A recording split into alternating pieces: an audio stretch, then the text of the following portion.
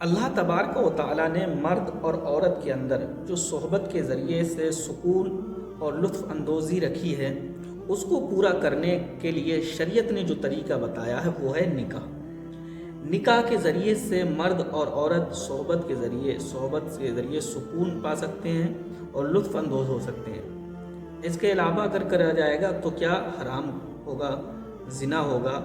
اور احکام الہی کی نافرمانی ہوگی۔ اور جو ہے نکاح کو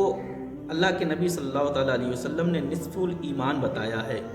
اور یہی وجہ ہے کہ نکاح رسول اللہ صلی اللہ تعالیٰ علیہ وسلم کی ایک اہم سنت ہے۔ اور نکاح کے ذریعے سے انسان زناکاری سے بچ جاتا ہے، اور اس کا جو تندرستی اور صحت پر جو اثر پڑتا ہے اس سے بھی بچ جاتا ہے۔ اس کو ایک طرح کا سکون مل جاتا ہے اور قلبی اور ذہنی سکون پاتا ہے، اور پھر دونوں ایک دوسرے کے لیے محبت اور ایک دوسرے کے رازدار اور بھی بہت سارے فائدے حاصل ہو جاتے ہیں نکاح کے بعد میں۔ اچھا، ہوتا کیا ہے کہ بعض اوقات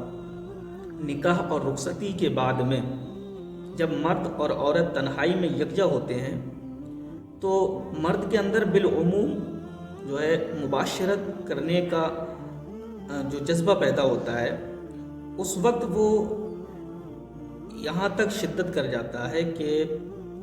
اگر عورت جو ہے بعض اوقات حالت حیض میں ہوتی ہے تو وہ حالت حیض کو بھی نہیں دیکھتا، اور حالت حیض میں عورت کے منع کرنے کے باوجود بھی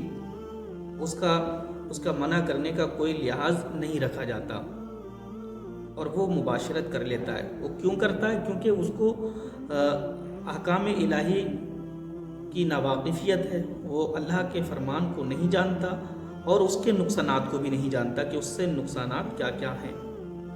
حالانکہ واضح طور پر اللہ تبارک و تعالیٰ نے قرآن مقدس سورہ بقرہ کے اندر فرمایا وَاعْتَزِلُوا النِّسَاءَ فِي الْمَحِيضِ کہ حالت حیض میں عورت سے الگ تھلگ رہو۔ اور اس میں جو ہے حالت حیض میں جو لوگ مباشرت کرتے ہیں ان کو چاہیے کہ وہ حالت حیض میں بالکل بھی عورت سے مباشرت نہ کریں، کیونکہ جو ہے طب کے ماہر جو ہیں،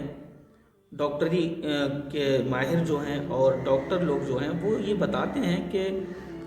حالت حیض میں جو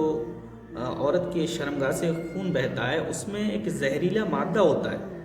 اور اس زہریلے مادہ کو اگر اس صورت میں اس وقت میں اگر جمع کیا جائے، صحبت کی جائے، تو ہو سکتا ہے کہ اس کا زہریلا مادہ آپ کے جسم میں لگ جائے یا پھر عورت کے جسم میں لگ جائے، جس سے بہت بہت بڑی بیماری پیدا ہو سکتی ہے۔ اور آج کل تو جو بار بار آپ نے سنا ہوگا کہ ایڈز کی بیماری ہوتی ہے، اس میں ایڈز کی بیماری بھی لگ سکتی ہے۔ ایڈز کی بیماری آپ کو بھی ہو سکتی ہے، عورت کو بھی ہو سکتی ہے، اور یہ بہت ہی خطرناک بیماری ہے جس سے ہر ایک کو بچنا چاہیے۔ اگر آپ کو علم نہیں ہے تو آپ معلوم کریں، آپ کو علم نہیں ہے تو کسی سے پوچھیں، اور اگر آپ کو معلوم ہے کہ حالت حیض میں بچنا چاہیے اور پھر یہ حرام ہے، اللہ نے منع فرمایا اس چیز سے اور حرام دیا ہے، تو اگر آپ کو اگر علم نہیں ہے تو آپ نے دھوکے میں کیا، تو ایک صورت ہے کہ آپ نے دھوکے میں کیا، لیکن جب آپ نے معلوم بھی ہے، آپ کو کسی نے بتایا بھی ہے اور پھر یہ واضح طور پر اللہ نے منع فرمایا، تو اس صورت میں کرنے کے بعد میں اگر پھر بھی مباشرت کرتا ہے کوئی تو وہ اللہ تبارک و تعالیٰ کی نافرمانی کرتا ہے، قرآن کی